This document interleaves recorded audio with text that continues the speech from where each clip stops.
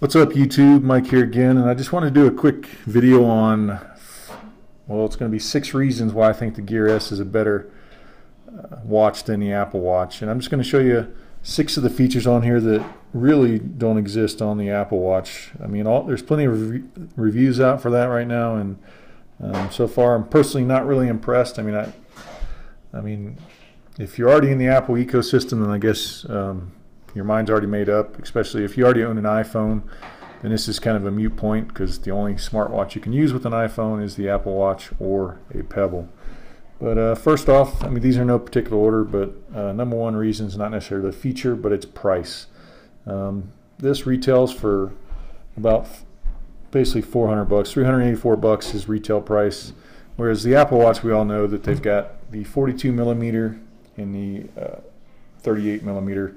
And of course, one starts at $350 and the other starts at $400, and of course the price goes up from there. But for your average male, you're going to want the $400 42 millimeter variant.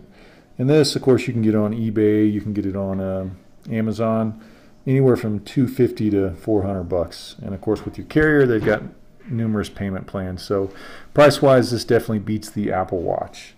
And secondly, battery life.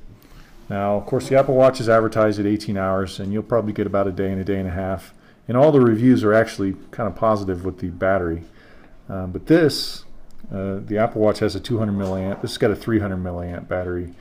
And, of course, with this, the charger itself serves as an extra battery pack. So you clip this on here, and it'll give you probably about 50% of a charge, if not more. And this is something you can carry in your pocket, and you always got it with you. So that's one thing the Apple Watch does not have. And of course, with this, along with that battery life, the screen can always be on. So I leave mine on 24/7, and it just displays the time, whereas the Apple Watch, you're unable to do this. So you either got to raise or lower your wrist or tap it in order to get the time. With this, the time's always there, so I'm not looking. And that really goes to show how much better the battery life is, because I still get probably 2 days, I could even get 3 days of battery with this, which is a good thing. So third, GPS. Now this actually has its own built-in GPS, because it actually has its own SIM card, so it's using assisted GPS. It's using the cell signal and its own GPS chip. And I'll show you in settings, one of the actual selections is GPS.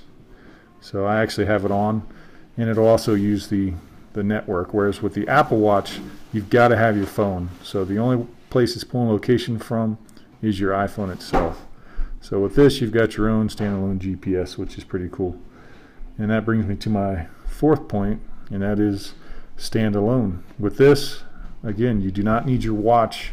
It's got its own SIM card where it gets on a 3G network, and it's also got its own GPS. So I can leave my watch behind, I can go for a run, I can go to the store, and I can still receive all my notifications, text messages, phone calls. I can send and receive text messages and phone calls, all without my phone. So with the Apple Watch, you are constantly tethered to your phone. So, and that brings me, again, I already mentioned this, number 5, and that's the screen is always on. So again, I go here, this is always on 24/7. So I don't have to worry about any kind of weird motion, tapping anything in order to get the time. So that would be number 5. And finally, one thing I wanted to talk about, the 6th reason why I think this is better than the Apple Watch, and that's just texting. And that goes to the various inputs you have. So let me open up the texting app here.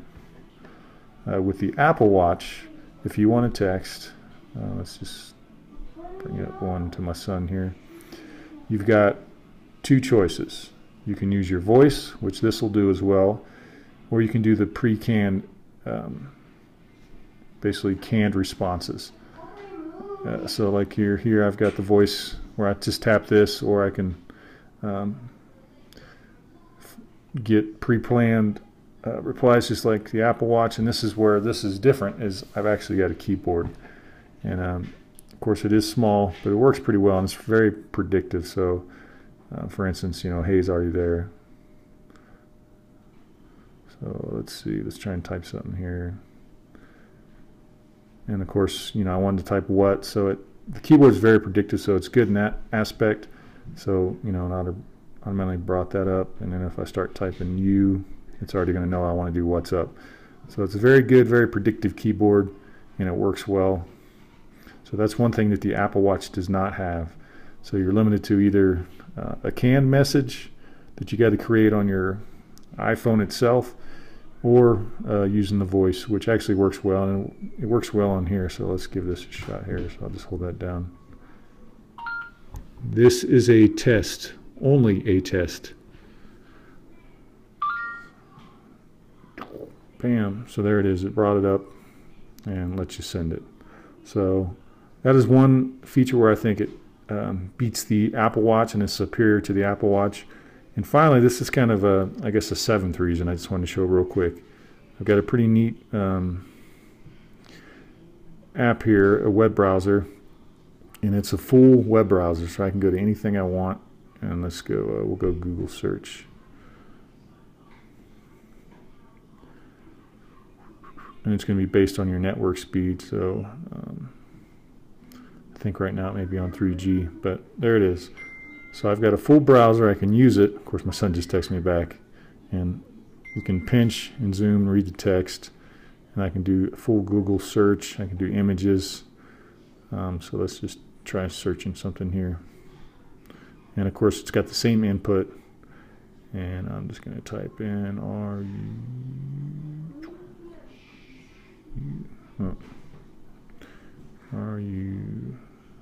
we'll go Runkeeper. Done.